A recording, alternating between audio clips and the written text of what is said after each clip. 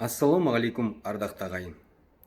Қазіргі таңда білім және ғылым министрлігінде елбасы Нұрсұлтан Әбішұлы Назарбаев бастаған және де қазіргі президентіміз Қасым-Жомарт Кемелұлы Тоқаев жалғастырған Қазақстан тарихына жаңа көзқарас қалыптастыру және де Қазақстан тарихындағы көптеген олқылықтарды жойып, сол жұмыстың нәтижесінде мына рухани жаңғыру, мәдени мұра бағдарламаларының қорытындыларын сараптай келе, Қазақстан тарихы бойынша жаңадан оқулықты дайындау жұмысы басталды.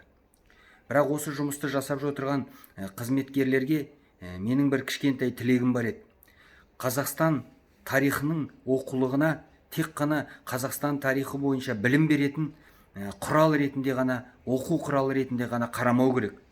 Өйткені Қазақстан тарихы деген пән, Қазақстан тарихы пәні бойынша оқулық, ол ұлттық идеологияны қалыптастыратын, жалпы бір ұлтты, жалпы Қазақстан халқын біріктіретін, Қазақстан халқын ұлттық идеологияға дәріптейтін, сосы Қазақстан Республикасының ұлттық идеологиясын қалыптастыратын инструмент ретінде қарау керек. Сондықтан да құрметті осы Қазақстан тарихы оқулықтарын даярлау жұмыс тобының мүшелері осы оқулыққа тек оқу құралы ретінде ғана қарамай, ұлттық идеологияны қалыптастыратын, ұлттық тәрбиені, ұлттық өнегелі салт дәстүрлерді дәріптейтін инструмент ретінде қарасаңыздар деген өтінішім бар.